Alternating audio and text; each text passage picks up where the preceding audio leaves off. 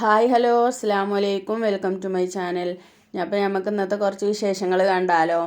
ഞങ്ങൾ ചായയുടെയൊക്കെ കഴിഞ്ഞ് ഇപ്പം അങ്ങനെ കടയിൽ പോയപ്പോൾ ഞങ്ങൾ പാടത്തന്നെ ഉണ്ടായിട്ടുള്ള ചീരയും പിന്നെ അതുപോലെ നാടൻ വെണ്ടയ്ക്കയും കൊടുന്നിട്ടുണ്ടായിരുന്നു കേട്ടോ. പിന്നെ മീൻ അയിലയാണ് കൊടുന്നിട്ടുണ്ടായിരുന്നത്.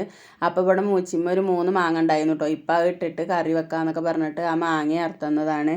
അപ്പോൾ ഞാൻ ചീര കൊണ്ട് ഒരു തോരൻ വെക്കാമെന്ന് വിചാരിച്ചിട്ടുണ്ട്. അപ്പോൾ അതാ ചീരയൊക്കെ കട്ട് ചെയ്ത് അടിപൊളിയായിട്ട് കഴുകി വെച്ചിട്ടുണ്ട് കേട്ടോ. പിന്നെ അപ്പോഴേക്കും ചോറ് വെന്തിട്ട് ഉമ്മ ചോറൊക്കെ ഊറ്റിയിട്ടുണ്ടായിരുന്നു.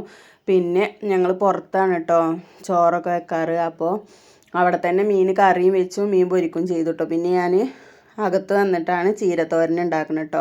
അതിന് വേണ്ടിയിട്ട് ചട്ടി വെച്ചിട്ട് എണ്ണ ഒഴിച്ച് കടുക് വറുത്ത് പിന്നെ ഒരു 2 അല്ലി വെളുത്തുള്ളി ചെറുതായി കട്ട് ചെയ്തിട്ട് കൊടുത്തു. പിന്നെ അതൊന്ന് മൂത്ത് വന്നപ്പോൾ കുറച്ച് ചെറിയ ഉള്ളിയും കൂടി ഒന്ന് മൂപ്പിച്ചെടുക്കുന്നുണ്ട് കേട്ടോ.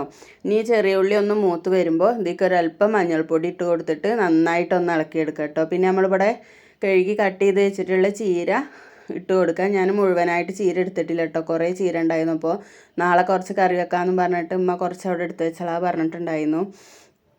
അപ്പോൾ ഞാൻ കുറച്ച് അവിടെ വെച്ചിട്ടുണ്ടായിരുന്നു കേട്ടോ. അപ്പോൾ അതിൽ നിന്ന് കുറച്ചെടുത്തിട്ട് ഇതാ തോരൻ വെക്കണതും നിങ്ങൾക്കും കൂടെ കാണിച്ചു തരാമെന്ന് വിചാരിച്ചു. നല്ല ടേസ്റ്റാണ് കേട്ടോ ഇങ്ങനെ തോരൻ വെച്ചാൽ. അപ്പോൾ അതാ മുരിങ്ങ ആയാലും ചീര ആയാലും ഇങ്ങനെ തോരൻ വെച്ചാൽ നല്ല ടേസ്റ്റാണ് കേട്ടോ. അപ്പം ഇനി ഇതൊന്ന് വെന്ത് വരട്ടെ. അപ്പോഴേക്കും ഞാൻ വെണ്ടക്ക ഒന്ന് കട്ട് ചെയ്തിട്ട് വെണ്ടക്ക കൊണ്ട് ഒരു മെഴുക്ക് പുരട്ടി ഉണ്ടാക്കാമെന്ന് വിചാരിച്ചു ഞാൻ കേട്ടോ. അപ്പോൾ ഇതാ നല്ല അടിപൊളി മൂക്കൊന്നും ചെയ്യാത്ത വെണ്ടക്ക കേട്ടോ, നല്ല തള്ളിയൊരു വെണ്ടക്കയാണ്. ഈ വെണ്ടക്ക ഉപ്പേരി വെച്ചാൽ നല്ല ടേസ്റ്റാണ് കേട്ടോ. അപ്പോൾ എനിക്ക് നല്ല ഇഷ്ടമാണ്. അപ്പോൾ ഞാൻ ഉപ്പാനോട് കൊണ്ടുവരാൻ പറഞ്ഞതായിരുന്നു.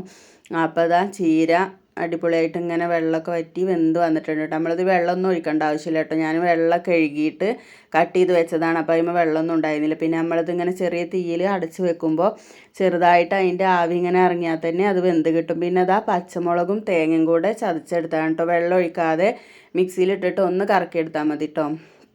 നമുക്ക് എരിവിന് ആവശ്യമുള്ള പച്ചമുളക് ഇട്ട് കൊടുക്കാം. ഞാനൊരു 4 പച്ചമുളക് ഇട്ട് കൊടുത്തിട്ടുണ്ടായിരുന്നു കേട്ടോ. നല്ല അത്യാവശ്യത്തിന് എരിവുണ്ടായിരുന്നു. എന്നാലേ ഇതിൻ്റെ ടേസ്റ്റ് കിട്ടുള്ളൂ. ചീരയല്ലേ, അപ്പോൾ എരിവുണ്ടെങ്കിലേ അതിൻ്റെ ടേസ്റ്റ് കിട്ടുള്ളൂ കേട്ടോ.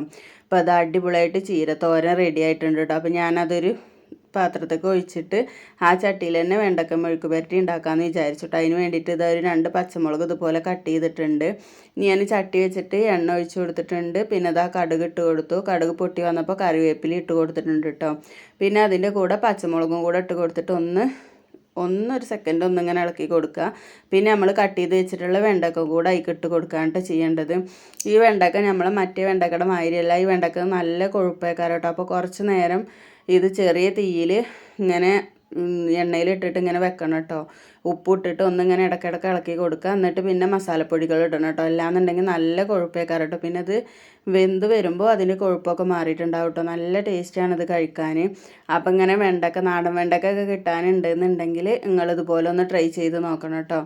നല്ല ടേസ്റ്റാണ്. കുട്ടികൾക്ക് സ്കൂൾക്ക് പോകുമ്പോഴോ ഒക്കെ കൊണ്ടുപോകാനും കൊടുക്കാനൊക്കെ പെട്ടെന്ന് നമുക്ക് ഉണ്ടാക്കിയെടുക്കാൻ പറ്റിയ റെസിപ്പിയാണ്. ഇപ്പോൾ അതാ ഏകദേശം അതിൻ്റെ കൊഴുപ്പൊക്കെ മാറി വന്നപ്പോൾ ഞാനിതിക്ക് ഒരു അല്പം മഞ്ഞൾപ്പൊടിയും മല്ലിപ്പൊടിയും മുളക് പൊടിയാണ് ഇട്ട് കൊടുത്ത്. പൊടികളൊക്കെ നമ്മൾ വെണ്ടക്ക എടുത്തതിന് ആവശ്യത്തിന് അനുസരിച്ച് ഇട്ട് കൊടുക്കുക കേട്ടോ. അത് ഞാൻ പറയണില്ല.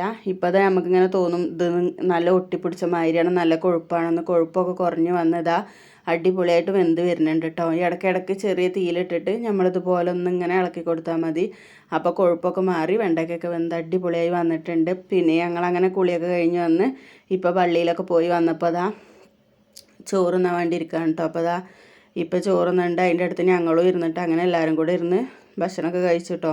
അപ്പോൾ ഇന്നത്തെ വീഡിയോ ഇത്രയൊക്കെ ഉള്ളൂ. വീഡിയോ ഇഷ്ടമായ ലൈക്ക് ചെയ്യാനും ഷെയർ ചെയ്യാനും കമൻറ്റ് ചെയ്യാനും സബ്സ്ക്രൈബ് ചെയ്യാനൊന്നും മറക്കരുത് കേട്ടോ. സബ്സ്ക്രൈബ് ചെയ്യാതെ കാണുന്ന കൂട്ടുകാരുണ്ടെങ്കിൽ ഒന്ന് സബ്സ്ക്രൈബ് ചെയ്ത് സപ്പോർട്ട് ചെയ്യണം കേട്ടോ. താങ്ക്